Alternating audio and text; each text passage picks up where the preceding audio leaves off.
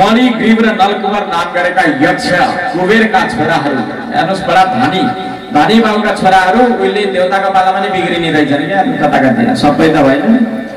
कुबेरजी देवताहरूमा सबैभन्दा धनी अब कुबेरजीका छोरा नलकुमार र मणिग्रीव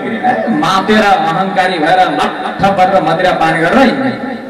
हिँड्दै थिए आज स्त्रीहरूसँग सरोवरमा एकदम नग्न भएर रक्सी पिएर टन्न भएर राता राता आँखा बनाएर मस्त भएर आज ती मणिग्रीव र नलकुमार मस्त भएर बसिरहेका उताबाट नारदजी आउनुभयो नारदजी आएको देखेर ती स्त्रीहरू त डराएर हतार पता त्यहाँबाट बाहिर निस्केर कपडा लगाए तर ती नलकुमार र मणिग्रीव नाम गरेका ती जुन कुबेरका छोराहरू थिए के भन्छ यस्ता साधु जोगी आएर बनेर रक्सीले बातेर बसेका नारदजीको मर्यादा गरेन नारदजीले हेर्नुभयो यिनीहरू त मातेर यिनीहरूलाई धनको माग त थियो अझ त्यहीमाथि रुद्रका अनुचरहरूमा जसै यिनीहरूले ड्युटी पाए यिनीहरू त झन् अहंकारी पो भनेछन् अब यिनीहरूलाई तह लगाउनु पर्छ भनेर आज नारदजीले तिनीहरू दुईटालाई श्राप दिनुभयो तिमीहरू दुष्ट अहंकारी वृक्षहरू जस्ता जड बुद्धि भएका तिमीहरू वृक्ष भइजाऊ भनेर श्राप दिनुभयो जसै श्राप पर्यो ती नलकुमार र मणिग्रीवको बुद्धि ठेगानमा आयो र तिनीहरूले नारदजीसँग क्षमा याचना गरे हे महाराज क्षमा गर्नुहोस् प्रभु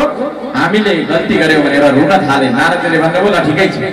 रुख बनेर जन्मियो भगवान श्रीकृष्ण जन्मिनुहुन्छ तिमीहरूको उद्धार गर्नुहुन्छ भनेर भन्दिनु भएको थियो अब ती दुईटा नलकुमार र मणिग्रीवको पनि उद्धार गर्न पर्यो भनेर यमलार्जुनको वृक्ष बनेर त्यहाँ अगाडि नन्द बाबाको घरको अगाडि ती दुईटा वृक्षहरू बसिरहेका थिए दुईटा नजिक नजिक थिए भगवानले त्यो मुडको भिसार्दै लिएर गएर दुईटा रुखको बिचमा गएर फसाउनु भयो र भगवानले यसरी हल्लाउनु भयो मजाले हल्लाउनु भयो झर्झर झर्झर हल्लाउनु भयो रुखका पातहरू झमलाङ झमलाङ झमलाङ खसे अब भगवानले अलिकति जोड लगाएर महाभारीको ताकत लगाएर जोड लगाएर झडक्क तान्नु भएकोटा दुईटा ती ठुला ठुला वृक्षहरू तडतड तडतड तडतड गरेर धडाम पछाडि गए अब त्यो गोकुलमा प्रलय जस्तो भयो पृथ्वी काँप्यो हैन भूकम्प आयो कि आयो भन्छन् यत्रो ठुलो आवाज कहाँबाट आयो भनेर दौडिदै गए सारा ग्वालवालहरू दौडिदै गएर हेरेका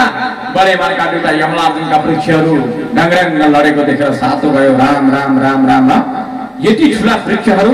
कसरी लड्यो होला कहिले लडायो होला भनेर तिनीहरू दङ परे एकैछिनमा त भगवान कृष्ण त भित्र झमलङ्गा झुमलङ गर्दै निस्किनुहुन्छ नन्द बाबा दगुर्दै गएर कृष्णलाई निकाल्नु भयो कले बाँध्यो तिमीलाई यहाँ भगवान कृष्णले भन्नुहुन्छ बाबा आमाले बाँध्नु भएको किन बाँधेको अब मैले दही खाएको थिएँ त्यही भएर हेत्तेरिका यो बुढी पनि यसरी बाँधेर एक्लै छोड्ने हो धन्न यो रोगले च्यापिएर मरेछ मेरो बच्चा